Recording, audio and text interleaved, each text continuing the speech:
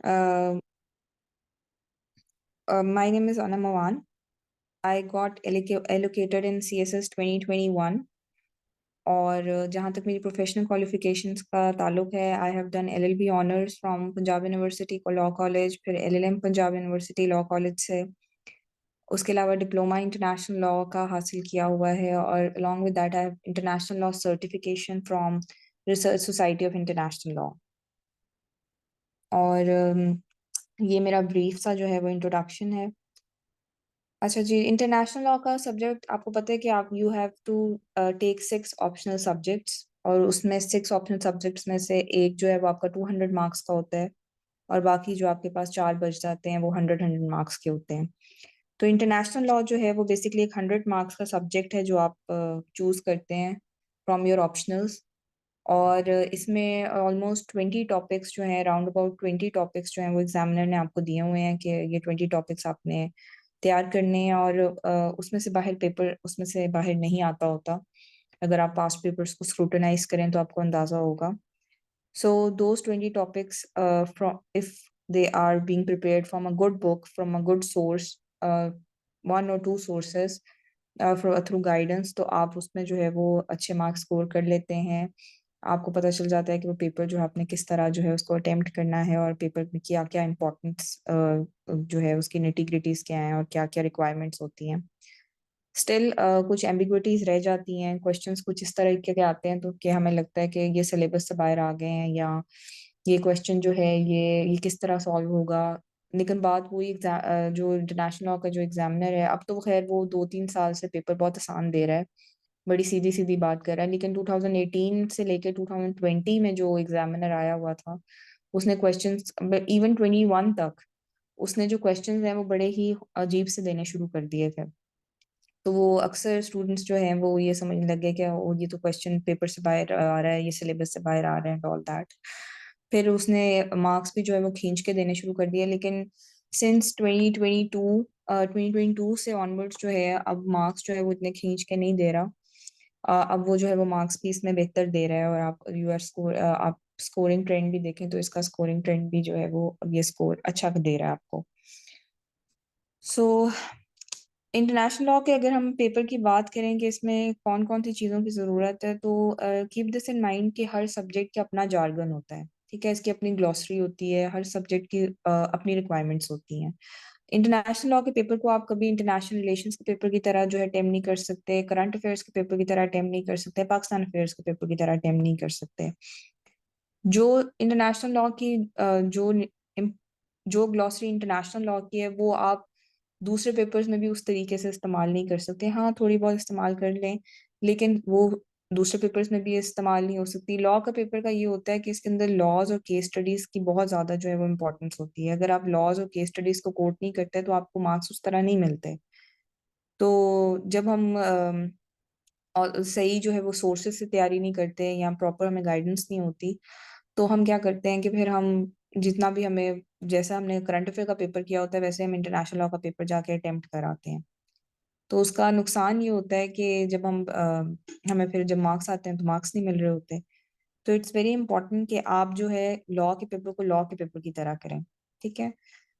तो मैं आपको कुछ जनरल रिक्वायरमेंट्स बताऊंगी कि कि हमने जो है वो लॉ के पेपर को किस तरह, उसमें क्या जनरल रिक्वायरमेंट्स है, वेरी इजी रिक्वायरमेंट्स जो आपने अपने माइंड में रखनी है जब आपने इस पेपर को अटेम्प्ट करना है।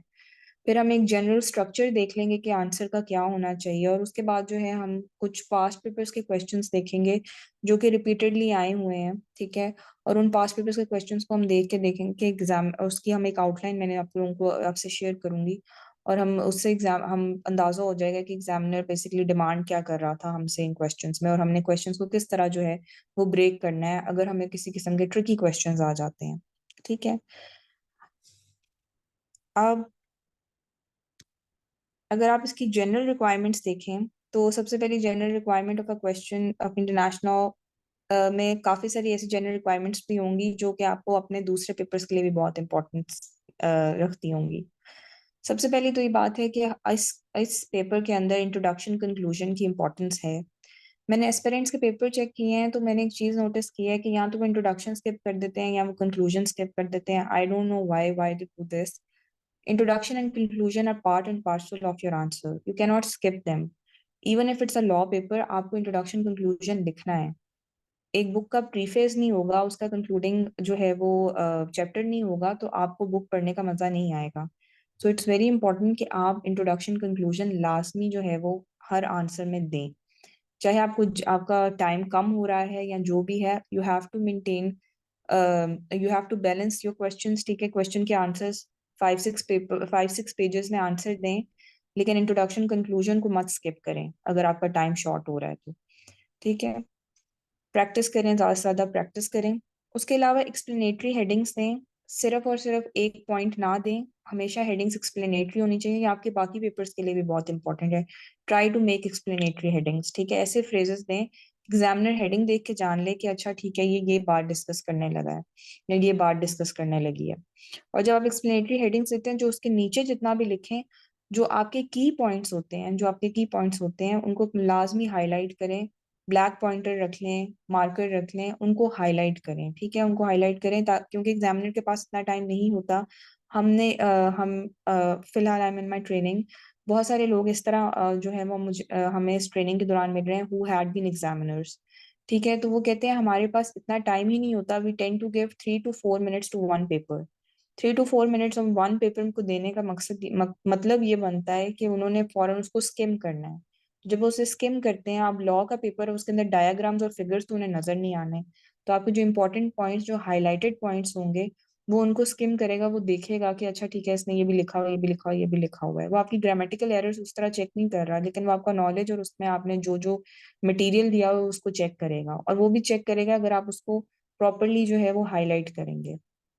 ठीक है, फिर उसके अलावा आपके बहुत इंपॉर्टेंट आपके जो पेपर का पार्ट है, जो लॉ के पेपर का पार्ट है, कि आप लॉज को मेंशन करें और केस लॉज को मेंशन करें, जो कि मैंने आपसे पहले भी बात की है. इंटरनेशनल लॉ के क्वेश्चंस में, मोस्ट ऑफ द क्वेश्चंस में लॉज इंक्लूडेड होते हैं, लॉज मेंशन करने होते हैं. हाँ, सारे क्वेश्चंस में नहीं होते. कुछ क्वेश्चंस ऐसे होते हैं जो हिस्ट्री बेस्ड होते हैं, कुछ क्वेश्चंस ऐसे हैं जो फ्यूचर बेस्ड हैं. तो इस तरह के क्वेश्चंस में तो आपको लॉज नहीं मिलेंगे.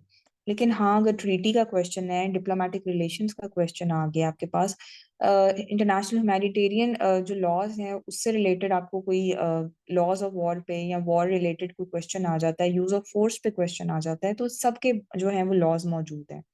ठीक है, वो लॉज आपको उनका पता होना चाहिए. आपने उनको लाजमी मेंशन करना है. इन डिटेल ना भी पता हो, लेकिन अगर आपको उनका सरफेस नॉलेज है, आपको प्रॉपर आर्टिकल्स का पता है कि इन आर्टिकल्स में यहाँ पे ये बात की गई है, तो वो आपके लिए बहुत आसान, वो एग्जामिनर को जो है वो बहुत ज्यादा जो है बेहतर लगता है, और वो आपको फिर मार्क्स देता है कि अच्छा इसने इतनी थॉरो स्टडी की है. आपने स्मार्ट स्टडी की होती है, लेकिन एग्जामिनर के लिए वो एक बहुत जो है वो एक ब्लिंगी सी चीज होती है. उसको बहुत क्लिक करता है कि अच्छा ठीक है, इसने इतनी मेहनत की हुई है, इसने इतनी थॉरो स्टडी की हुई है, तो फिर वो आपको मार्क्स देता है. ठीक है, उसके अलावा जो है case laws are very important. Case laws आपके क्वेश्चंस में होना चाहिए, मोस्ट ऑफ द क्वेश्चंस में होने चाहिए. कुछ क्वेश्चंस में नहीं होते, लेकिन ओवरडू मत करें. कुछ क्वेश्चंस में नहीं आ सकते, लेकिन ये है कि मोस्ट ऑफ द क्वेश्चंस में आते हैं. तो केस लॉज को आपने बिल्कुल स्किप नहीं करना. केस स्टडीज आपके पास होनी चाहिए, इंटरनेशनल कोर्ट ऑफ जस्टिस की, इंटरनेशनल ट्राइब्यूनल्स की, इंटरनेशनल आर्बिट्रेशन जो कोर्ट्स हैं या परमानेंट कोर्ट ऑफ आर्बिट्रेशन की जितने भी डिसीजंस हैं, वो आपके पास होने चाहिए. ठीक है, आपके वो हर टॉपिक में मौजूद होने चाहिए, ताकि आप उनको डिस्कस कर सकें, उनको वहां देख सकें. उससे भी एग्जामिनर आपको अच्छे नंबर देता है. उसके अलावा कुछ क्वेश्चन, जैसे कि मैंने बात की कि हर क्वेश्चन में आपको लॉज और केस स्टडीज नहीं मिलते. ठीक है, नहीं मिलेंगे. ठीक है, लेकिन आपके पास इंटरनेशनल रिलेशंस आप पढ़ रहे हैं. ठीक है, फॉर अगर आपका नहीं भी है subject, for instance international relations, but for current affairs you are reading the newspaper, you are reading different magazines. आप इकोनॉमिस्ट पढ़ रहे हैं, आप डिफरेंट मैगजीन्स को पढ़ रहे हैं, जिसमें आप इंटरनेशनल रिलेशंस को देख रहे हैं. ठीक है, करंट अफेयर्स के लिए तो देखना ही देखना है ना. उसके अलावा आपने ऐसे के लिए भी देखना है. तो इंटरनेशनल रिलेशंस आप देख रहे हैं. अब उन इंटरनेशनल रिलेशंस में बहुत सारे ऐसे टॉपिक्स आते हैं जो इंटरनेशनल लॉ से रिलेट कर रहे होते हैं. अगर आपको इंटरनेशनल लॉ सब्जेक्ट है, तो आपको खुद इस चीज़ को एनालाइज करना है कि अच्छा, अगर ये मसला इस दुनिया में चल रहा है, तो ये मेरे इंटरनेशनल लॉ के पेपर में कोट हो सकता है.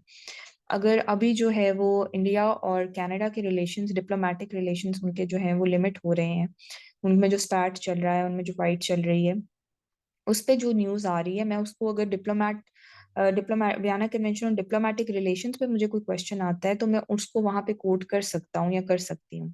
ठीक है, तो इस तरह की चीजों को आपने माइंड में रखना है। अगर यूक्रेन वॉर चल रहा है तो आपने उसको माइंड में रखना है, अच्छा मैं इसे यूज ऑफ फोर्स में यूज कर सकती हूँ, मैं इसको जो है वो स्टेट जोरिस्डिक्शन में यूज कर सकती हूँ, लॉज ऑफ वॉर के क्वेश्चन में इस्तेमाल कर सकती हूँ।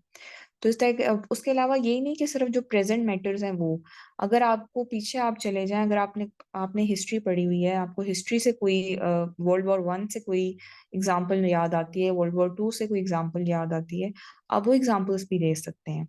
आप हिस्ट्री में जो भी ट्रीटीज हैं, अगर आप उनमें से कोई आपको वो याद आती है तो आप वो भी दे सकते हैं। ठीक है, तो इस तरह की आपने जो इंटरनेशनल रिलेशन या इंटरनेशनल सिस्टम और कम्युनिटी की जो एग्जांपल आपको नजर आ रही है न्यूज़पेपर्स के अंदर या पास्ट में आपने पढ़ी हैं, उनको भी आप कोट कर सकते हैं। तो एग्जामिनर इस चीज़ को भी इनकरेज करता है, वो इस चीज़ पे भी अच्छे मार्क्स देता है कि हाँ इसने कनेक्टिविटी क्रिएट की है, उसने प्रॉपर एनालिसिस किया है, प्रॉपर स्क्रूटनी के बाद जो है उसने अपने क्वेश्चन में इस चीज़ को भी मेंशन किया है। अच्छा, लास्टली जो है फ्लो चार्ट्स। फ्लो चार्ट्स हम लोग बहुत बनाते हैं। ठीक है, हम अपने पेपर को बेहतर बनाने के लिए फ्लो चार्ट्स बनाते हैं, फिगर्स बनाते हैं, डायग्राम्स बनाते हैं, ताकि एग्जामिनर जो है हमें अच्छे अच्छे मार्क्स दे। हम करंट अफेयर्स में उसको डालते हैं, लेकिन हर पेपर की अपनी अपनी जो है वो रिक्वायरमेंट्स होती हैं। आप ऐसे के पेपर में तो नहीं बनाते ना फ्लो चार्ट्स, ना आप उसमें फिगर बनाते हो, ना कुछ इस तरह उसमें हेडिंग्स डालते हो। तो जब आप उसमें हेडिंग्स और फिगर्स नहीं बनाते तो इंटरनेशनल लॉ या लॉ के जो पेपर होते हैं उसमें भी इस तरह जो फिगर्स और ये जो डायग्राम्स और फ्लो चार्ट्स इतनी ज्यादा नहीं होती। इवन फिगर्स और फ्लो चार्ट वो डायग्राम्स तो मैं कहती हूँ आप आउट ऑफ क्वेश्चन है। फ्लो चार्ट का ये होता है कि उसको भी आप बना सकते हैं but don't over do it. मतलब अगर आप यूनाइटेड नेशन ऑर्गेनाइजेशन के ऑर्गन्स की बात कर रहे हैं तो आप फ्लो चार्ट बना लें। ठीक है, इसी तरह अगर आप किसी कोई एलिमेंट्स की कैटेगराइजेशन करें किसी भी चीज़ की, आप स्टेट का कौन कौन से इंपॉर्टेंट एलिमेंट्स हैं उसके बारे में डिस्कशन करें तो फ्लो चार्ट बना लें। ठीक है, लेकिन ये please don't over do it. ठीक है, ये नहीं कि हर क्वेश्चन के अंदर बस फ्लो चार्ट नजर आए, डायग्राम्स बनाई हैं। Don't do that. International law का पेपर जो होगा, लॉ का जो पेपर होता है उसमें थेरी ज्यादा इंपॉर्टेंस की हामिल होती है। ठीक है, थेरी को आपने ज्यादा अपने माइंड में रखना है कि मैंने थेरी के ऊपर जो है अपना ज्यादा फोकस रखना है। अच्छा जी, अब जो है हम general structure of an answer देख लेते हैं कि एक जनरल स्ट्रक्चर क्या है। मतलब अगर आपसे एग्जामिनर ने पूछ लिया है, for instance easy easy easy चलेंगे हम, कि फॉर इंस्टेंस आपसे एग्जामिनर पूछ लेता है कि एसेंशियल्स ऑफ स्टेटहुड बताएं। ठीक है, एसेंशियल्स ऑफ स्टेटहुड बताएं तो आपने उसको किस तरह लेके चलना है। तो आपने उसमें सबसे पहले तो इंट्रोडक्शन देना है। इंट्रोडक्शन क्या होगा कि आपने एक इनसाइट दे देनी है एग्जामिनर को कि एग्जामिनर मैं ये बात डिस्कस करने लगी हूँ। ठीक है, आई एम गोइंग टू, या मैं ये बात डिस्कस करने लगा हूँ, मैं ये डिस्कस करने लगा हूँ अपने क्वेश्चन में। और आपने वो इंट्रोडक्शन देना है। फिर आपने एसेंशियल्स ऑफ स्टेट जो है वो आपने बताने हैं कि वो किस लॉ के तहत है। मॉन्टेविडियो कन्वेंशन आपने पढ़ी होगी, आर्टिकल 1 के अंदर स्टेटहुड के एसेंशियल्स मौजूद हैं। और आप उस कन्वेंशन, अभी आपने एक्सप्लेनेशन की तरफ आप नहीं जा रहे हैं उस एसेंशियल्स को, तो आप इस तरह की फ्लो चार्ट बना सकते हैं। ठीक है, या फिर किसी और तरीका का फ्लो चार्ट अगर आप बनाना चाहते हैं, वो ट्री जैसा, फैमिली ट्री जैसा, वो भी आप बना सकते हैं। सो यहाँ पे आप फ्लो चार्ट बना लें, इसमें कोई मजाइका नहीं है, कोई प्रॉब्लम नहीं है। ठीक है, इसमें एग्जामिनर को बुरा नहीं लगेगा, आप फ्लो चार्ट यहाँ पे बना लें इस तरह।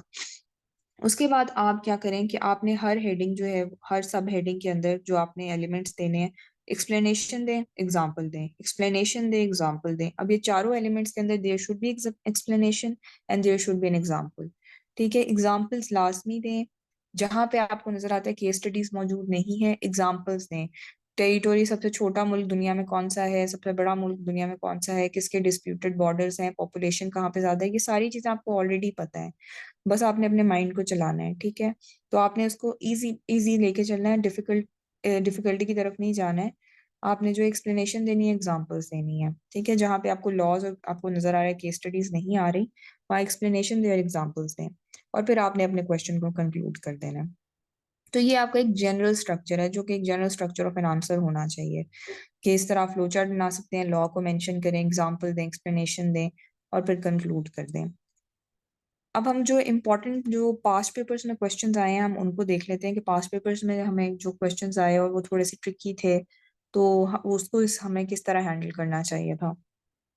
तो 2018 में ये क्वेश्चन आया था और ये जरा एक ट्रिकी सा क्वेश्चन था कि फ्रॉम द theoretical standpoint से वो कह रहा है the provision for applying the general principles sounding the death nail of positivism.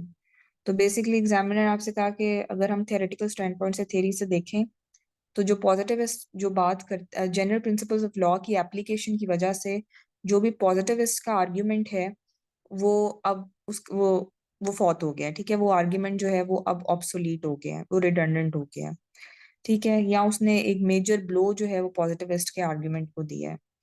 तो अगर आपको पता है कि जनरल प्रिंसिपल्स ऑफ लॉ जो है it is a source of international law, they are primary and secondary sources of international law. तो जो प्राइमरी सोर्स में तीन सोर्सेज आती हैं, your treaty, customs and general principles of law.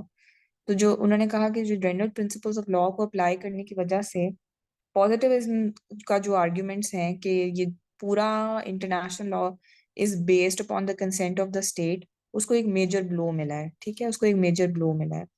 तो ये बेसिकली आपसे उसने ये कहा है कि अच्छा मैंने, और एग्जामिनर ने वहां फुल स्टॉप लगा दी है, ठीक है। उसने फुल स्टॉप लगाने से मुराद ये है कि वो आपसे आपकी राय नहीं पूछ रहा, वो आपसे कह रहे हैं कि जो बात मैंने हतमी कर दी है अब आप उसको जस्टिफाई करें। अब उस हतमी बात को आपने जस्टिफाई करना है, आपने इंट्रोडक्शन देना है, ठीक है। इंट्रोडक्शन देने, वही इंसाइट देनी है आपने अपने क्वेश्चन की कि मैं ये डिस्कस करने लगी हूँ। और उसके बाद आपने बताना है कि कहाँ पे आप आइडेंटिफाई कर सकते हैं general principles of international law या जनरल प्रिंसिपल्स ऑफ लॉ को in the international law. International law में कहाँ लिखा हुआ है कि general principle of law is an important part of international law. तो आपने आइडेंटिफाई करना है, आपने article 38 of international court of justice का स्टैट्यूट है, इंटरनेशनल कोर्ट ऑफ जस्टिस के जिस लॉ के तहत बना हुआ है वो कोर्ट, उसके स्टैट्यूट में आर्टिकल नंबर 38 के अंदर आपने बताना है एग्जामिनर को इसके अंदर ये सोर्सेज बताइए। उस आर्टिकल में basically sources of international law बताएंगे, ठीक है, कि ये सोर्सेज हैं जिससे इंटरनेशनल लॉ स्प्राउट किया है।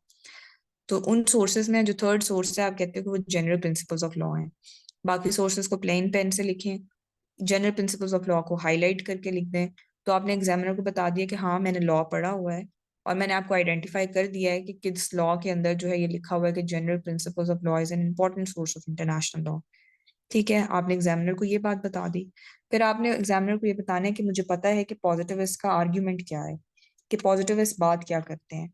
तो पॉजिटिविस्ट का आर्ग्यूमेंट दें वही कि जो इंटरनेशनल लॉ है वो कंसेंट ऑफ द स्टेट पे बेस कर रहा है, और वो कंसेंट आपको कहाँ नजर आता है, वो कंसेंट आपको ट्रीटीज में नजर आता है और कस्टम्स में सिर्फ नजर आता है। अकॉर्डिंग टू पॉजिटिविस्ट यही दो सोर्सेज ऑफ इंटरनेशनल लॉ है, ठीक है। लेकिन with the passage of time जब इंटरनेशनल कोर्ट ऑफ जस्टिस बना, उसने अपनी उसमें सोर्सेज मेंशन हुई, तो उसमें जनरल प्रिंसिपल्स ऑफ लॉ हमें नजर आए, और फिर जनरल प्रिंसिपल्स ऑफ लॉ को कोर्ट ने अप्लाई भी किया, ठीक है। अब आपने क्या करना है कि आपने बताना है कि किस तरह जो है वो general principles of law is sounding death nail to positivism, is sounding death nail to positivism. और देखें ये जो अब हेडिंग है, this heading is self explanatory and it has been extracted from the question. Question में से heading extract करने में कोई बुराई नहीं है, ठीक है। अगर आप उसमें से एक्सट्रैक्ट करके अपनी हेडिंग बना लेते हैं तो एग्जामिनर उसको इनकरेज ही करेगा कि इसने हिट किया है उस बात को जो मैंने पूछा है, और अब ये उसे डिस्कस कर रहा है प्रॉपरली जो है वो एस्पेरेंट। तो आपने उसमें से एक्सट्रैक्ट कर सकते हैं आप heading, no problem in that. आप उसमें से एक्सट्रैक्ट करें हेडिंग, और उसमें से फिर आप उस अपना आर्ग्यूमेंट्स देने शुरू कर दें कि आपने बताना है कि general principles of law basically हैं क्या, कि ये कोर्ट्स जो हैं इनको अप्लाई करते हैं इन लॉज को, ठीक है। क्योंकि आपको पता है कि कोर्ट्स का जो इंटरनेशनल कोर्ट्स है उनका प्रोसीजर जो है, इंटरनेशनल कोर्ट्स का प्रोसीजर इतना पॉलिश्ड नहीं है, इतना एलेबोरेटिव नहीं है as compare to the national legal systems, ठीक है। तो वो क्या करते हैं कि जहाँ पे उनको अपना प्रोसीजर में कोई लूप होल या लैकुना नजर आता है, तो वो लूप होल और लैकुना को नेशनल लीगल सिस्टम से कोर्ट्स जो हैं उनके जजेस जो हैं उसको फुल करते हैं, उसको फिल करते हैं, ठीक है। उस लैकुना को जो है वो फिल करते हैं थ्रू नेशनल लीगल सिस्टम के जो रूल्स हैं एंड उनमें जो प्रोसीजर्स मौजूद हैं। इसमें स्टेट्स का कंसेंट नहीं लिया जाता, स्टेट्स का इसमें कोई विलिंगनेस नहीं होती, ये कोर्ट्स ने अपने अपनी बेसिस पे जो है वो करते हैं, और फिर वो इंटरनेशनल लॉ का पार्ट भी बन जाते हैं वो प्रिंसिपल्स, ठीक है। वो बार बार डिफरेंट और केसेस में भी स्टेट के कंसेंट के बगैर वो जो है वो रूल्स और वो जो प्रोसीजर्स हैं वो अप्लाई होते रहते हैं। तो स्टेट का कंसेंट जो है वो साइड लाइन हो गया है इस पर्टिकुलर कंटेक्स्ट में। तो पॉजिटिव इसको एक मेजर ब्लो मिला है, ठीक है। आपने अपना आर्ग्यूमेंट देना है, फिर आपने एग्जांपल्स देनी है। Of course examples are very important. Examples में आप बताएंगे कि ये principles, general principles of law हैं जो इंटरनेशनल लॉ में अप्लाई करते हैं कोर्ट्स, और आप वो रेस जुडिकाटा, एस्टोपल का कंसेप्ट, ऑडियो अल्ट्रम पार्टम का कंसेप्ट, इम्पार्शियलिटी का कंसेप्ट, तो आप वो कंसेप्ट देंगे, ठीक है। उसके बाद आप केस लॉस देंगे कि ये जो जनरल प्रिंसिपल्स ऑफ लॉ हम कह रहे हैं कि इंटरनेशनल लॉ में अप्लाई हो रहे हैं, तो आप केस लॉ से अपने फिर आर्ग्यूमेंट को और सपोर्ट करेंगे कि इन केसेस के अंदर ये प्रिंसिपल्स अप्लाई हुए हैं, ठीक है।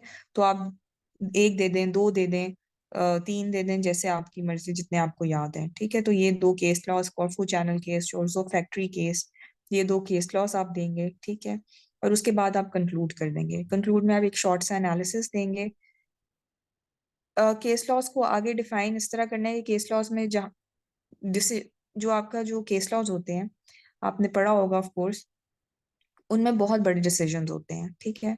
बहुत बड़े डिसीजंस में से अब सारे डिसीजन तो आपने लिखना नहीं है, आपने उसमें से अपने जो टॉपिक से रिलेटेड चीज होती है वो एक्सट्रैक्ट करनी होती है।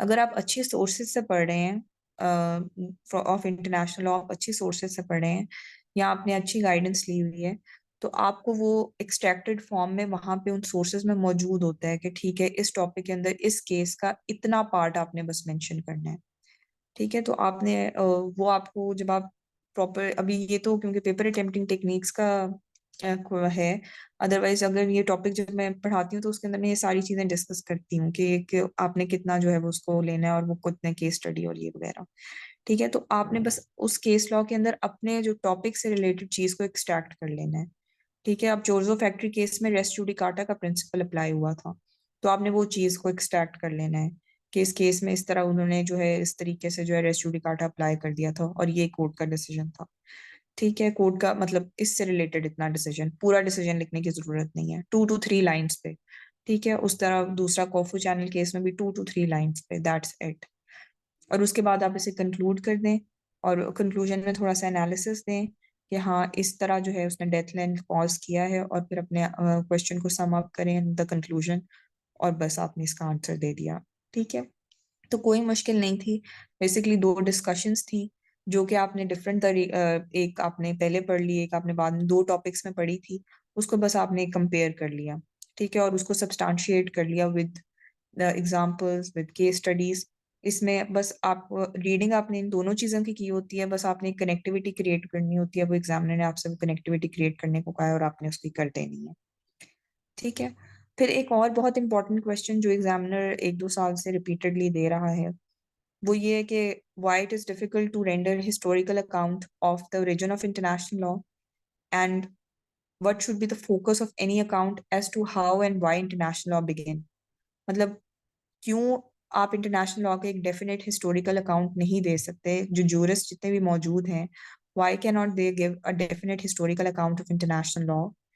और उसके अलावा जो है इंटरनेशनल लॉ क्यों की जरूरत थी, क्यों महसूस हुई, ठीक है, why international law begin on the first point, ठीक है। इस इंटरनेशनल लॉ की क्या जरूरत में किन रीजंस की वजह से इंटरनेशनल लॉ की जरूरत महसूस हुई। तो आपने ये क्वेश्चन जो एग्जामिनर ने 1, 2 से 3 दफा जो है वो दे दिया है, ठीक है, पास्ट पेपर्स में और रीसेंट पास्ट में।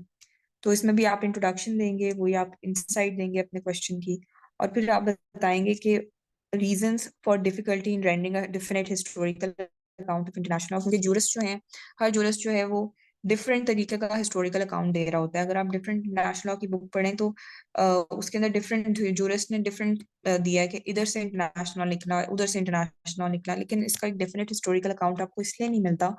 तो वो आप आर्ग्यूमेंट्स देंगे कि सबसे पहली बात ये कि इंटरनेशनल लॉ जो है grew from varied civilisations, from various civilisations, ठीक है। आपको इसकी जो एग्जांपल्स हैं वो इस्लामिक सिविलाइजेशन में भी मिल रही हैं, ठीक है। वहां पे भी ट्रीटी होती थी, लॉज ऑफ वॉर वहां से निकले हैं, जो प्रिजनर्स ऑफ वॉर का कंसेप्ट वगैरह आपको इस्लामिक सिविलाइजेशन में भी मिल रहा है। फिर आपको रोमन एम्पायर के अंदर भी नजर आ रहा है कि किस तरह इंटरनेशनल लॉ जो है वहां पे बिल्ड हुआ। फिर उसके बाद आपको ग्रीक सिटी स्टेट्स में कस्टम्स के बेसिस पे किस तरह वो अपने रिलेशंस कंडक्ट करते थे, आपको वो भी नजर आया है, ठीक है। तो डिफरेंट सिविलाइजेशंस में, चाहे चाइनीज, हिंदू सिविलाइजेशन, ये सारी सिविलाइजेशंस में आपको नजर आया कि इंटरनेशनल लॉ की डिफरेंट डिफरेंट जो है वो फॉर्म्स और डिफरेंट डिफरेंट ऑफ ट्रीटीज और डिफरेंट एग्रीमेंट्स और डिफरेंट किस्म के मसाइल जो हैं वो इंटरनेशनल लॉ के डिफरेंट सिविलाइजेशन में से निकल रहे हैं, उनकी आउटग्रोथ हो रही है। ठीक है। फिर उसके बाद जो है आपको नजर आ रहा है कि इंटरनेशनल लॉ की ये जो डिफरेंट सोर्सेज हैं, ट्रीटीज, कस्टम्स, वो डिफरेंट सोर्सेज जो है वो डिफरेंट सिविलाइजेशन में उनको अप्लाई किया है। कहीं पे आपको नजर आ रहा है कि वो सिर्फ अपने जो मसाइल हैं वो इंटरनेशनल ट्रीटीज के थ्रू रिजॉल्व करवा रहे हैं। ठीक है, वो अपने इंटरनेशनल ट्रीटीज के थ्रू रिजॉल्व कराएं। बीसी इसके अंदर अगर आप चले जाएं 2100 बीसी में, तो वहां पे किंग ऑफ इजिप्ट और एक किंग ऑफ हिटिटीज था, उसने ही their use to resolve their matters through agreements, through international agreements. अपने बाउंड्री डिस्प्यूट्स जो हैं वो इंटरनेशनल एग्रीमेंट्स की तरह रिजॉल्व करते थे, फ्रेंडशिप ट्रीटीज इस तरह करते थे। तो वो बीसीज में वो सिविलाइज वो जो एम्पायर्स थी वो मौजूद थी और वो ट्रीटीज के थ्रू करती थी। फिर जो ग्रीक सिटी स्टेट्स हैं आपको उसमें सिर्फ कस्टम्स अप्लाई हुए होते हुए नजर आए, इंटरनेशनल एग्रीमेंट्स अप्लाई हुए होते हुए नजर नहीं आए। ठीक है, फिर आपको अरब सिविलाइजेशन में आपको ट्रीटीज और कस्टम्स दोनों होते हुए नजर आए। ठीक है, सो आपको एप्लीकेशन भी जो इनकी कॉन्स्टिट्यूटेंट्स की एप्लीकेशन भी जो है वो डिफरेंट पास सोसाइटीज में डिफरेंट किस्म की नजर आई। ठीक है, फिर उसके बाद आप यूनिवर्सैलिटी नहीं कह सकते of rules of international law के, हर जगह पे जो है वो इंटरनेशनल लॉ सिमिलर तरीके से अप्लाई हो रहा था हिस्ट्री में। ठीक है, now it's a different thing. ठीक है, अब ग्लोबलाइज्ड वर्ल्ड है, कनेक्टिविटी है, UN charter is there, but history में जो है वो आपको एक यूनिवर्सैलिटी नजर नहीं आ रही थी इंटरनेशनल लॉ की। आप ये नहीं कह सकते थे कि ये प्रिंसिपल्स हर एम्पायर यही प्रिंसिपल्स अप्लाई कर रही थी, हर empire different principle. Roman empire law of nature को लेके चल रही थी। ठीक है, रोमन एम्पायर जो है, दूसरी जो सिविलाइजेशन हैं, चाइनीज सिविलाइजेशन और हिंदू सिविलाइजेशन, दे वर मोर इनटू पॉजिटिविस्ट। ठीक है, तो आपने ये इस चीज को माइंड में रखना है कि यूनिवर्सैलिटी नहीं थी rules of international law in the past. ठीक है, अब बात और है, अब ग्लोबलाइज्ड वर्ल्ड है, अब सब कुछ जो है वो कनेक्टेड है, इट्स अ ग्लोबल विलेज, अब चीजें और है, लेकिन हिस्ट्री में इस तरह नहीं था। फिर इंटरनेशनल लॉ पहले जरूरत क्यों महसूस हुई इंटरनेशनल लॉ की, तो ये भी जनरल आर्ग्यूमेंट्स हैं, जनरल बातें हैं जिसमें आप एग्जांपल्स दे देंगे। तो सबसे पहले तो इंटरनेशनल कॉपरेशन के लिए जो है वो स्टेट्स को एक दूसरे जो है वो जरूरत हुई कि उनको एक ऐसे रूल्स की जरूरत है, सेट ऑफ रूल्स की, जो हर स्टेट पे अप्लाई हो रहा हो, जिस ताकि इसके अंडर जो है वो रह के कॉपरेशन कर सकें और उनको पता हो कि उनकी लिमिट्स क्या हैं। ठीक है, फिर लगातार जो है वो पीछे आप देख रहे हैं, वर्ल्ड वॉर 1 हुआ, वर्ल्ड वॉर 2 हुआ, उसके अलावा बहुत सारे स्मॉल वॉर्स भी हुई। तो उसको रेगुलेट करने के लिए भी उनको नजर आया कि वॉर को रेगुलेट करने के लिए और इवन पीस को रेगुलेट करने के लिए, ताकि जो है वो वॉर तक ना जाया जाए, तब भी स्टेट्स को बहुत महसूस हुआ कि we need to create an international system, we need to create an international code of conduct. हमें एक इंटरनेशनल रूल्स की जरूरत है, इंटरनेशनल प्रिंसिपल्स की जरूरत है, जो वॉर को भी रेगुलेट करे प्रॉपरली और पीस को भी रेगुलेट करे। ठीक है, इसमें आप एग्जांपल दे सकते हैं कि बड़े इंडेवर्स इस तरह यूज किए गए हैं, ट्रीटी ऑफ पेरिस थी या लीग ऑफ नेशंस था, या उससे भी पीछे आप चले जाएं तो इसमें आप एग्जांपल्स कोट कर सकते हैं। फिर रेजोल्यूशन ऑफ इंटरनेशनल डिस्प्यूट्स के अगर जो स्टेट्स हैं जो कि तमाम इक्वल हैं according to treaty of Westphalia, अब उस ट्रीटी के अंडर अब उन्होंने कहा था कि हर स्टेट इक्वल है, whether it's a small state, whether it's a big state, every state is equal, every state is sovereign. तो उन्होंने कहा कि उसके रेजोल्यूशन ऑफ इंटरनेशनल डिस्प्यूट्स के लिए भी बहुत इंपॉर्टेंट है कि हमें हमारे पास कोई एक बॉडी ऑफ रूल्स हों जो हर स्टेट एक इक्वली एक्सेप्ट करे। तो क्योंकि ऑफ कोर्स इंडिविजुअल्स अगर एक स्टेट में रह रहे होते हैं तो उनमें डिस्प्यूट्स आते हैं, तो स्टेट्स भी जो है वो एक इंटरनेशनल सिस्टम में रह रहे हैं तो उनमें भी डिस्प्यूट्स आते थे, तो उन डिस्प्यूट्स को रिजॉल्व करवाने के लिए भी एक उनको बॉडी ऑफ रूल्स की जरूरत थी। फिर जुरिस्डिक्शन एक्सरसाइज करने के लिए हर स्टेट को उनकी टेरिटोरियल लिमिट्स बताने के लिए, उनकी बाउंड्रीज बताने के लिए, और उनका उनको कहाँ तक वो अपनी जुरिस्डिक्शन एक्सरसाइज कर सकते हैं वो बताने के लिए भी there need to be a body of principles जो कि हर स्टेट एक्सेप्ट करे। तो इन वजूहात के तहत जो है वो इंटरनेशनल लॉ जो है वो बना, इंटरनेशनल लॉ की जरूरत महसूस हुई।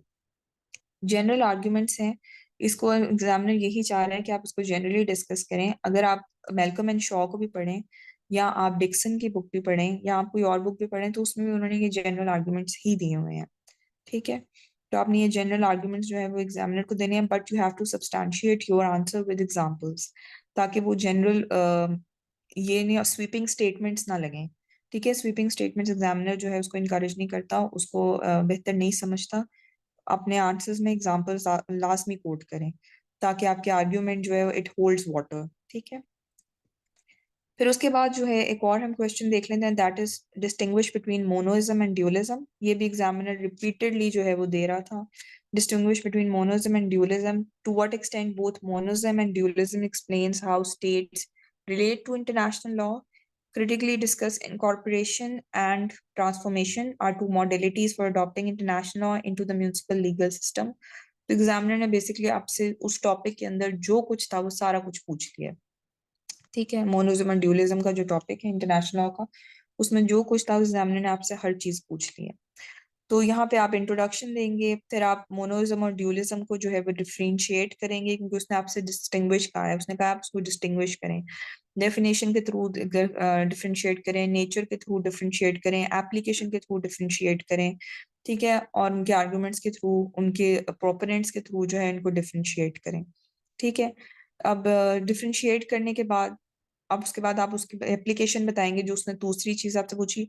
अब डाइसेक्ट करना है आपने हर बात को। ठीक है, जो जो उसने चीज पूछी है, ट्राई टू डाइसेक्ट देम। नहीं, आपको नहीं insert, you do not have to insert books. Books को इंसर्ट नहीं, रेफर नहीं करना होता, इंसर्ट नहीं, रेफर नहीं करना होता बुक्स को। आपने क्या करना होता है, आपने जूरिस्ट को रेफर करना होता है। ठीक है, उन बुक्स के अंदर जो है वो जूरिस्ट के नाम लिखे होते हैं। ओपनहाइम है, फिर उसके बाद फेनविक है, अ, उसके अलावा जो है वो जेजी स्टार्क को भी आप मेंशन कर सकते हैं। मेलकम एंड शॉ भी एक अथॉरिटी है। ठीक है, लेकिन एस के कपूर को मेंशन मत करें। ठीक है, एस के कपूर को मेंशन मत करें, अथॉरिटीज को मेंशन करें। हाँ, ये जो जितने भी इंटरनेशनल लॉ के जूरिस्ट जो हैं, वो इंटरनेशनल लॉ के जो भी ऑथर्स हैं उनको आप मेंशन कर सकते हैं, जो इंटरनेशनली अक्लेम्ड है। एस के कपूर को मत करें, एल ए टंडन को मत करें, क्योंकि इन दोनों ने बेसिकली इन्हीं से, ये जो है ये जेजी स्टार्क से और डिक्सन से और मेलकम एंड शॉ से सारा अपना काम जो है वो एक्सट्रैक्ट किया हुआ है। तो आपने क्या करना है कि आपने सिर्फ और सिर्फ जो इंटरनेशनल लॉ के इंटरनेशनली अक्लेम्ड ऑथर्स हैं उनको आप मेंशन कर सकते हैं। ठीक है, तो वो भी आप पे देखना होता है आपने कि किसको मेंशन करना है किसको नहीं। अच्छा जी, उसके बाद आपने एप्लीकेशन बतानी है इंटरनेशनल की इन states under मोनोइज्म and dualism. Application आप किस तरह देंगे कि आपने केस स्टडीज देनी है, British state practice, USA state practice, कि ब्रिटेन में किस तरह जो है, क्योंकि दीज आर द मोस्ट, आप उनको कह लें कि वो स्टेट्स हैं जिनका लीगल सिस्टम मोस्ट डेवलप्ड है। तो ठीक है, आपने ब्रिटिश स्टेट प्रैक्टिस देनी है कि वहाँ पे मोनोइज्म और ड्यूलिज्म किस तरह अप्लाई हो रहा है। फिर यूएसए का आपने देनी है स्टेट प्रैक्टिस कि वहाँ कैसे अप्लाई हो रहा है। फिर मोडेलिटीज उन्होंने आपसे पूछ ली हैं कि इन ट्रांसफॉर्मेशन क्या है, इनकॉर्पोरेशन क्या है। मतलब उसने आपसे जो जो चीजें पूछी हैं, आप एग्जामिनर को एक तरीके से जो है वो देते जा रहे हैं। ठीक है, उसने मोडेलिटीज अब मुझसे पूछ ली हैं, तो आपने वो मोडेलिटीज बता दी हैं कि ट्रांसफॉर्मेशन जो है it is connected with dualism, और वो ये बात करता है कि आपको प्रॉपरली अपने लॉस को ट्रांसफॉर्म करना पड़ता है। इनकॉर्पोरेशन मोनिज्म के साथ कनेक्ट करता है, तो वो कहता है कि आप ऑटोमेटिकली जो है आपका इंटरनेशनल लॉ जो है, जैसे आप इंटरनेशनल लॉ को रेटिफाई करते हैं, आप किसी इंटरनेशनल लॉ का पार्ट बनते हैं, ऑटोमेटिकली आपका नेशनल लॉ जो है वो उसके मुताबिक डेवलप हो जाता है, या आप उसके you become it becomes binding on you. ठीक है, तो ये आपने इनकॉर्पोरेशन और ट्रांसफॉर्मेशन का बताना है, और फिर आपने उसको कंक्लूड कर देना है। अब जो है हम देख लेते हैं एक और बहुत important question which was a very tricky question. ये था, the rules regarding persistent and subsequent objector revealing a critical weakness at the heart of the international law. ठीक है, if the state cannot avoid being bound by any rule of customary international law including a rule achieving just cogence या कोगन्स जैसे आपको pronunciation है, standing then international law cannot be described as a law. Critically examine करने को उसने आपसे कहा है। बेसिकली वो आपसे पूछ रहा है सब्सिक्वेंट ऑब्जेक्टर और प्रेसिस्टेंट ऑब्जेक्टर का concept in international law, specially with reference to customary international law. ठीक है, और ये कंसेप्ट जो है वो आपको मेलकम एंड शॉ में मैंने देखा था, मेलकम एंड शॉ में आपको मिल जाता है। बड़ी इजीली उसने इसको डिस्कस किया हुआ है कि ये प्रेसिस्टेंट और सब्सिक्वेंट ऑब्जेक्टर का कंसेप्ट क्या है। और फिर उसने आपसे कहा है कि अगर हम इस प्रेसिस्टेंट और सब्सिक्वेंट ऑब्जेक्टर की कंसेप्ट को लेके चलें, इसके रूल्स को लेके चलें, तो इसका मतलब तो ये है कि कस्टमरी इंटरनेशनल लॉ जो कि एक सोर्स ऑफ इंटरनेशनल लॉ है, उसकी तो खास कोई इंपॉर्टेंस ही नहीं है, and you can avoid that very easily. और उन्होंने आपसे कहा है कि आप उसको क्रिटिकली एग्जामिन करें। तो आपने इसमें क्या करना है, आपने सबसे पहले तो इंट्रोडक्शन दे देना है, ठीक है। उसके बाद आपने परसिस्टेंट और सब्सिक्वेंट ऑब्जेक्टर के कंसेप्ट को एक्सप्लेन कर देना है कि वो क्या कंसेप्ट है। कि परसिस्टेंट ऑब्जेक्टर होता है कि कस्टमरी इंटरनेशनल लॉ के बनने से पहले जो इस तरह के कस्टम्स को ऑब्जेक्ट कर रहा होता है, और सब्सिक्वेंट ऑब्जेक्टर होता है जो कस्टमरी इंटरनेशनल लॉ बनने के बाद उस कस्टम को ऑब्जेक्ट कर रहा होता है, ठीक है। आपने उनका कंसेप्ट दे देना है। फिर आपने परसिस्टेंट और सब्सिक्वेंट ऑब्जेक्टर के लिए कौन सी कंडीशंस जो हैं वो इंपॉर्टेंट है, प्रॉपर परसिस्टेंट सब्सिक्वेंट ऑब्जेक्टर के लिए कंडीशंस कौन सी फुलफिल होना जरूरी है, वो आपको बता देनी। मेलकम एंड शॉ में एग्जाम वो ऑथर ने आपको ये दी हुई है, वो जूरिस्ट है उसने आपको ये दी हुई है मेलकम एंड शॉ में, सोर्स ऑफ इंटरनेशनल लॉ के चैप्टर के अंदर, ठीक है। फिर उसके बाद उसने आपने बता देना है कि ऑब्जेक्टर्स का स्टेटस एज रिलेटिंग टू जस्ट कोजेंस। ऑब्जेक्टर चाहे परसिस्टेंट हो, ऑब्जेक्टर चाहे सब्सिक्वेंट हो, जस्ट कोजेंस वो type of customary international law है जिसकी वायलेशन किसी सूरत एक्सेप्टेबल नहीं होती। तो ये उससे तो आप डेरोगेट कर ही नहीं सकते, जस्ट कोजेंस वाला जो कस्टमरी इंटरनेशनल लॉ होता है, ठीक है। इसकी एक कैटेगरी होती है कस्टमरी इंटरनेशनल की जिसको जस्ट कोजेंस कहते हैं, जिससे डेरोगेशन जो है वो एक्सेप्टेबल नहीं है। और इसमें आप लॉ भी दे सकते हैं। आर्टिकल 53 है Vienna convention on law of treaties, उसको भी आप मेंशन कर सकते हैं इसके अंदर, ठीक है। आप उसको मेंशन करेंगे तो वो एग्जामिनर और ज्यादा जो है आपसे इम्प्रेस होगा। फिर आप बताएंगे status of persistent objectors with respect to customary international law, कि परसिस्टेंट ऑब्जेक्टर का क्या जो है वो स्टेटस है as relating to customary international law. और जब आप स्टेटस बताएंगे, आप एक्सप्लेन करेंगे, तो आप केस स्टडीज देंगे, ठीक है। केस स्टडीज में आपकी स्टेट प्रैक्टिस और केस लॉस दोनों कवर हो जाएंगे। तो आप ये केस है एंग्लो नॉर्वेजियन फिशरीज केस 1955 का, यूनाइटेड किंगडम और नॉर्वे के बीच में था।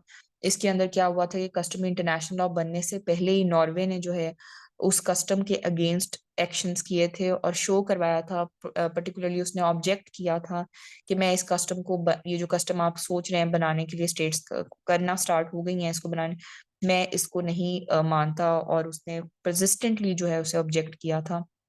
तो कोर्ट ने ये डिसीजन लिया था कि ये कस्टम इस पे अप्लाई नहीं होगा, क्योंकि ये कस्टम के बनने से पहले उसको ऑब्जेक्ट कर रहा था, ठीक है। और उसने बड़ा ही एक्सप्रेसली जो है ऑब्जेक्ट किया है, ठीक है। तो आपने ये बता देना है। उसके बाद आपने असाइलम केस बता देना है, ठीक है। असाइलम केस एक और केस है विच लैंडमार्क केस, बहुत इंपॉर्टेंट केस है इंटरनेशनल के लिए। कोलंबिया वर्सेस पीरू का केस है, और इसमें आपने बताना है कि पीरू के ऊपर जो है पीरू के ऊपर अप्लाई नहीं हो रहा था कस्टम इंटरनेशनल लॉ, क्योंकि वो असाइलम ग्रांट नहीं कर रहा था मिलिट्री रिबेल्स को, और ऑब्जेक्ट भी कर रहा था कि जहाँ पे भी मिलिट्री रिबेल्स को अगर असाइलम दिया जा रहा था, तो ये मिलिट्री रिबेल्स को असाइलम देने का जो कस्टम बना, और उसके बाद जो एक असाइलम सीकर्स उनको माना जाने लग गया कस्टम्स के तौर पे, ये उससे पहले ही ऑब्जेक्ट कर रहे थे। So they were objecting it before the custom international law came into place. तो इस वजह से उन्होंने कहा कि कस्टम इंटरनेशनल लॉ इन पे नहीं लगेगा, ठीक है। फिर आपने सब्सिक्वेंट ऑब्जेक्टर का क्या स्टेटस है वो आपने दे देना है। और ये हमने परसिस्टेंट ऑब्जेक्टर्स की बात की, आपने उसमें भी है बता देना है कि अच्छा सब्सिक्वेंट ऑब्जेक्टर अगर ऑब्जेक्ट करता है, जनरल रूल ये है कि सब्सिक्वेंट ऑब्जेक्टर अगर ऑब्जेक्ट करता है तो बेसिकली वो कस्टम इंटरनेशनल लॉ के बनने के बाद ऑब्जेक्ट कर रहा होता है। तो एक लॉ जब बन गया है और अब आप बनने के बाद उस पर ऑब्जेक्ट कर रहे हैं, तो टेक्निकली आप बेसिकली उसकी वायलेशन कर रहे हैं, आप उसे ब्रीच कर रहे हैं, ठीक है। आप ये नहीं आर्ग्यूमेंट नहीं दे सकते कि मुझे अब पता चला है। Ignorance of law is no excuse. You can not show that you were an ignorant, ठीक है। आप ये नहीं कह सकते कि आई वॉज अनअवेयर। तो आप इग्नोरेंस अपनी शो नहीं कर सकते। आपने अगर अब आप उसको बनने के बाद आप उसको ऑब्जेक्ट करें तो you are showing that you are violating that particular custom international law, you are violating international law. तो निकारगुआ केस में भी जो बात मैंने अभी की वही स्टैब्लिश हुआ था। तीन चार मतलब उन्होंने काफी सारी चीजें स्टैब्लिश की थी इस केस में, लेकिन इसमें जो मोस्ट इम्पोर्टेंट मतलब जो हमारे टॉपिक से रिलेटेड है उन्होंने यही बात की कि जो सब्सिक्वेंट ऑब्जेक्टर अगर कस्टम इंटरनेशनल लॉ बनने के बाद ऑब्जेक्ट कर रहे हैं तो वो एक्सेप्टेबल नहीं है, ठीक है। उसके बाद आपने एनालिसिस दे देना है। एनालिसिस आप अलग से भी दे सकते हैं, आप कंक्लूजन में भी दे सकते हैं, इट्स अप टू यू, ठीक है। अच्छा जी, उसके बाद जो है we are short of time, ठीक है। उसके बाद जो है हमने जो ये क्वेश्चन था इट्स एन इजी क्वेश्चन, ठीक है। एग्जामिनर ने आपसे पूछा कि अगर एक स्टेट जो है उसके पास स्टेटहुड के तमाम एसेंशियल्स मौजूद हैं तो क्या वो स्टेट बन जाती है, ठीक है। तो आपने एग्जामिनर को बताना है कि नहीं, ऐसा नहीं होता, ठीक है। एसेंशियल्स ऑफ स्टेटहुड को आप मेंशन करेंगे, जो कि हमने पहले डिस्कस किए हैं जनरल डिस्कशन में। और फिर आपने एग्जामिनर को बताना है कि recognition is very important for resumption of statehood, ठीक है। Recognition is a very important concept for the resumption of statehood. और आपने थ्योरी देनी है, declaratory theory versus constitutive theory. और उसके बाद आपने केस स्टडीज दे देनी है। केस स्टडीज बेसिकली आपकी एग्जांपल्स होंगी फ्रॉम द रियल वर्ल्ड, कि ताइवान के पास तमाम स्टेटहुड के एसेंशियल्स हैं, still it is not a state because it is not recognised by the world as a state. Turkish Republic of Cyprus is over there. It is not recognized by the world. That is why it is not considered a state. Israel जो है, ठीक है, कुछ states के लिए वो है, कुछ स्टेट्स के लिए वो नहीं है। तो उसका भी जो कंसेप्ट है, या पैलेस्टीन का जो, इसराइल पैलेस्टीन का जो कंसेप्ट है, इट इज डिस्प्यूटेड। और वो डिस्प्यूटेड क्यों है? क्योंकि स्टेट्स उन्हें रिकॉग्निशन नहीं दे रही। अगर उन्हें पैलेस्टीन को मिल जाए यूनिवर्सल रिकॉग्निशन, या इसराइल को मिल जाए, तो वो इंटरनेशनल कम्युनिटी में they would be international community का member without any kind of objection. तो आपने इस बात को जो है एग्जामिनर को दे देना है। अच्छा जी, उसके बाद जो है जो लास्ट हम ये डिस्कस कर रहे हैं, दिस क्वेश्चन केम इन 2023। और इसमें उसने कहा है कि international court of justice has no so called compulsory jurisdiction। और उसमें उसने कहा है कि explain under what circumstances ICJ has jurisdiction to settle interstate disputes, and explain whether or not in the view of the International Court of Justice its provisional measures are binding, ठीक है। तो आपने उसने आपसे दो पार्ट्स, क्वेश्चन के दो से तीन पार्ट्स बना दिए हैं, ठीक है। एक तो उसने आपको ये बात कर दिया कि इसकी कोई कंपल्सरी जुरिस्डिक्शन नहीं है। फिर उसने आपसे कहा कि वो किस तरह इंटरस्टेट डिस्प्यूट्स को रिजॉल्व करवाता है, और दूसरी चीज उसने आपसे पूछ ली कि प्रोविजनल मेजर्स को डिस्कस करें, ठीक है, और वो क्या वो बाइंडिंग है कि नहीं है। तो आपने पहले बताना है कि इंट्रोडक्शन में आपने बताना है कि कंपल्सरी जुरिस्डिक्शन उसके पास जो है वो कंपल्सरी जुरिस्डिक्शन की जो बात की है, ठीक है, उसके पास इतनी कंपल्सरी जुरिस्डिक्शन नहीं है, लेकिन लिमिटेड कंपल्सरी जुरिस्डिक्शन उसके पास मौजूद है अंडर आर्टिकल 36 सब आर्टिकल 2। और बाकी आपने ओवरव्यू दे देना है क्वेश्चन का। फिर उसके बाद जो है आपने उसमें जो है वो बताना है कि ways to establish jurisdiction of international court of justice, क्योंकि आपसे उसने पूछा है कि वो किस तरह एस्टैब्लिश करता है, वो किस तरह जो है वो डिस्प्यूट्स को रिजॉल्व करवाता है। तो इसमें वेरियस तरीकों से जो है वो international court of justice assume करता है अपनी jurisdiction. Consent ad hoc, consent post hoc, consent ante hoc, और उसके बाद consent ante hoc 36 article 36 sub article 2 of international court of justice, ठीक है। इसमें केस लॉस दें आप, मतलब आपने केस लॉस देने के स्टेट्स की कंसेंट पे भी जाता है। इम्प्लाइड कंसेंट भी कोर्ट जो है वो ले लेता है। कहीं पे कोर्ट जो है वो कंपल्सरी जुरिस्डिक्शन एक्सरसाइज करता है, कहीं कोर्ट जो है वो ट्रीटीज में पहले ही लिख दिया होता है, डिस्प्यूट अभी नहीं अराइज होता, ट्रीटीज के अंदर मेंशन कर दिया होता है कि अगर कोई डिस्प्यूट फ्यूचर में आएगा तो हम इंटरनेशनल कोर्ट ऑफ जस्टिस में जाएंगे, वो आप मेंशन करेंगे, ठीक है। इस तरह आप जो है वो कोर्ट किस तरह अज्यूम करता है जुरिस्डिक्शन, और किस तरह जो इंटरस्टेट डिस्प्यूट्स को रिजॉल्व करवाता है, वो आपने इस तरह एग्जामिनर को बता देना। उसके बाद आपने nature of provisional measures of international court of justice दूसरा पार्ट उसको डिस्कस करना है। जब आप उसको डिस्कस करना है तो आपने इंटरनेशनल कोर्ट ऑफ जस्टिस का जो स्टैट्यूट है उसका आर्टिकल जरूर मेंशन करना है। उसके आर्टिकल 41 सब आर्टिकल 2 में उसने कैटेगोरिकली लिखा हुआ है कि प्रोविजनल मेजर्स का क्या नेचर है, प्रोविजनल मेजर्स क्या होते हैं, ठीक है, आपने मेंशन करना है। और फिर आपने जो नेचर ऑफ प्रोविजनल मेजर्स देना है कि वेदर इट इज बाइंडिंग और not, you have to substantiate your argument with an case study. और आप ला ग्रैंड का case which is very well quoted case in consular relations के related जो ये केस है, Vienna convention on consular relations, तो उसके ऊपर जो है काउंसलर एक्सेस के ऊपर ये क्वेश्चन, ये जो केस आया था, लेकिन इसके अंदर उन्होंने ये प्रोविजनल मेजर्स भी जो है वो कोर्ट ने दिए थे, और उन प्रोविजनल मेजर्स को कोर्ट ने कहा था दे आर बाइंडिंग, ठीक है। कोर्ट ने ये कैटेगोरिकली कहा कि these my provisional measures are binding, ठीक है। तो आपने वो बताना है। फिर उसके बाद जो है आपने बतानी है कि what conditions are required to be fulfilled, कि जिसकी बेसिस पे आप कोर्ट प्रोविजनल मेजर्स देता है। बेसिकली प्रोविजनल मेजर्स एक तरह का छोटा एक ऑर्डर ही होता है जो फाइनल डिसीजन से पहले कोर्ट दे देता है। तो ये बेसिकली वो आपसे एग्जामिनर पूछ रहा है कि वो जो एक फाइनल डिसीजन से पहले एक प्रोविजनल किस्म का डिसीजन देता है, वेदर इट इज बाइंडिंग और नॉट, तो आपने एग्जामिनर को बताना है कि हाँ इसका बाइंडिंग कैरेक्टर है, मुझे इसका मतलब भी पता है, कुछ कंडीशंस भी फुलफिल होनी होती हैं इन प्रोविजनल मेजर्स को देने के लिए, ठीक है। तो प्राइमा फेसाई जुरिस्डिक्शन होनी चाहिए, और उसके बाद आप कोर्ट को ये पता हो कि अगर मैं ये नहीं दूंगा ये प्रोविजनल मेजर्स का ऑर्डर, तो क्या होगा कि ये एक पार्टी जो है उसको इरिपेरेबल लॉस हो जाएगा। उसके बाद जो है आपको उनके राइट्स प्रोटेक्ट करने के लिए प्रोविजनल मेजर्स देने पड़ रहे हैं। So they are certain conditions that are required to be fulfilled, और एग्जामिनर को आपने वो बता देनी है, and then you have to conclude your answer. ठीक है, तो बेसिकली ये मैंने आपसे जो मोस्ट रीसेंट और मोस्ट रिपीटेड क्वेश्चंस हैं, और जो कि एग्जामिनेशन पॉइंट ऑफ व्यू से टॉपिक्स इंपॉर्टेंट हैं इस दफा के लिए, वो मैंने आप लोगों से जो है वो एक्सट्रैक्ट करके आप लोगों से डिस्कस कर लिए हैं। ठीक है, इसके अलावा अगर आप लोगों का कोई क्वेश्चन है तो प्लीज शूट। जी, मैंने जो ये जो टॉपिक्स आपसे डिस्कस किए हैं ना, ये इम्पोर्टेंट है। उसके अलावा जो है मैं आप लोगों से मतलब अब मैं I have an Instagram page अनमा124 के नाम से, तो मैं वहाँ पे इंपॉर्टेंट टॉपिक्स जो हैं कुछ दिनों में वहाँ पे भी एक लिस्ट लगा दूंगी, तो you can see that as well.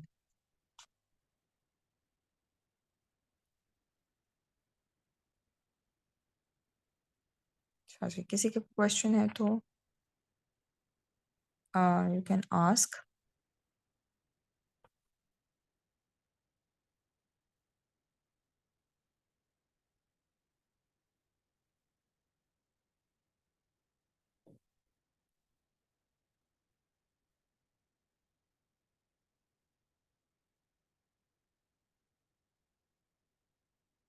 जी जी, आप केस लॉस तो आपको थोड़े से देने पड़ेंगे। ठीक है, केस लॉज आपको थोड़े से डिफाइन करने पड़ेंगे। लॉज अगर आप नहीं भी आपको लॉ का प्रॉपर वर्ड बाय वर्ड आपको नहीं पता कि वर्ड बाय वर्ड में किस तरह वर्ड टू वर्ड लिखूं, तो आप क्या करें कि आप लॉ का नाम लिखें, आर्टिकल का नाम लिखें, और उसकी जिस्ट बता दें कि अच्छा इसके अंदर ये कहा था, ये कहा गया है।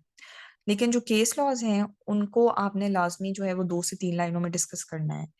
अच्छा, कहाँ से एक्सट्रैक्ट करें? आप एक तो आप जो अच्छे इंटरनेशनल लॉ के ऑथर्स देखेंगे ना, तो उसमें आपको मिल जाएंगे टॉपिक वाइज, मतलब उसके अंदर लिखे होते हैं, मेंशन किए होते हैं। उसके अलावा जो है वो एक आप इंटरनेशनल कोर्ट ऑफ जस्टिस की वेबसाइट है। ठीक है, आप उसमें आपको केसेस मिल जाते हैं। ठीक है, इंटरनेशनल कोर्ट ऑफ जस्टिस की वेबसाइट है, उसमें आपसे केसेस मिल जाते हैं। उसके अंदर उन्होंने डिफरेंट चीजें लिखी होती हैं। अब आपने ये करना है कि आपने जो भी आपने चीज ढूंढनी है, जैसे आपने ट्रीटीज को ढूंढना है, गो टू द फाइंड वाला ऑप्शन, और वहां पे ट्रीटीज लिखें, वो ट्रीटी को हाईलाइट कर देगा और आप उसमें से एक्सट्रैक्ट कर लें। उसके अलावा एक बुक है, मेरे माइंड से उसका नाम निकल रहा है, let me take out that book. अच्छा जी, एक बुक है, मुझे देखें उसका नाम मेरा स्किप हो गया मेरे माइंड से। वो बुक जो है बेसिकली वो बहुत अच्छी है केस लॉस के लिए। ठीक है, उसके अंदर केस लॉस बहुत ज्यादा मेंशन किए हुए हैं। Just give me a second, मुझे वो बुक मेरे पास मौजूद भी है, and it's always with me.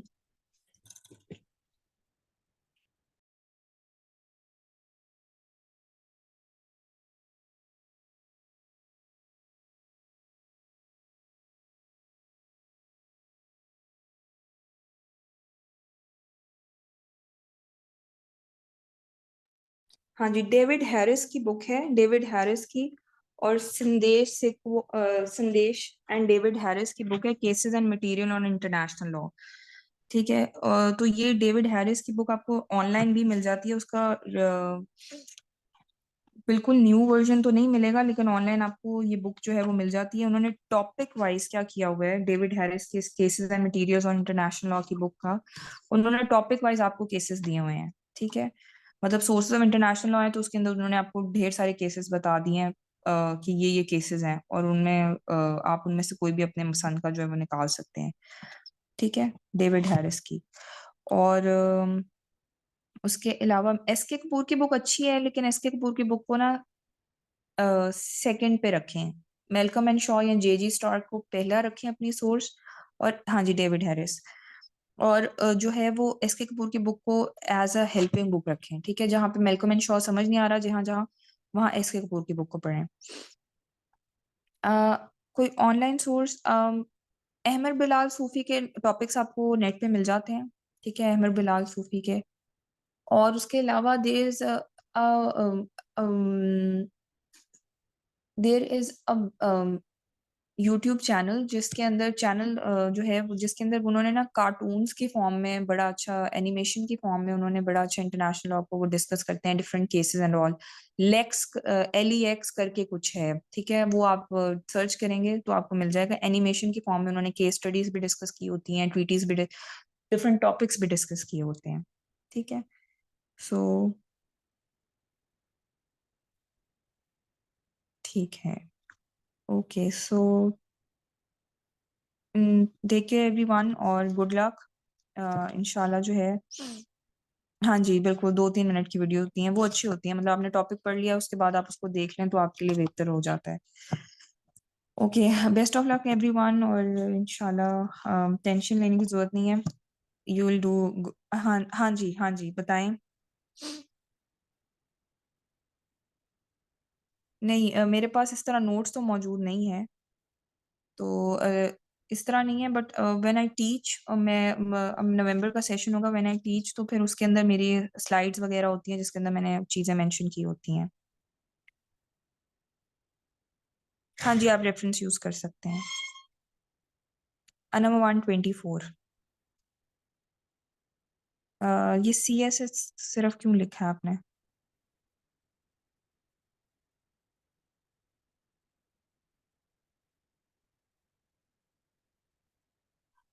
Ji, online class, हाँ जी, नवंबर में ऑनलाइन क्लास मेरी तो नवंबर में अब होगी। अक्टूबर वाला सेशन अब खत्म होने वाला है। हाँ जी, मॉक्स तो सारे ही एसेंशियल होते हैं। मैं तो कहती हूँ मॉक एक दफ़ा तो सबके दे देने चाहिए, ऑप्शनल के भी और कंपल्सरी के भी। आपको वो पेपर का फ़ियर और पेपर हैंडलिंग आसान हो जाती है आपके लिए।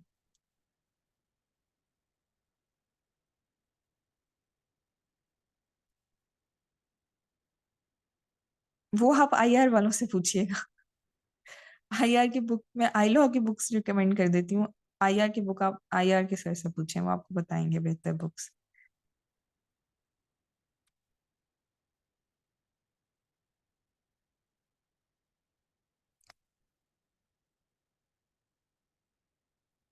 अच्छा जी, चलें ठीक है, अपना ख़्याल रखें सब, और टेक केयर, गुड लक, अल्लाह हाफ़िज़।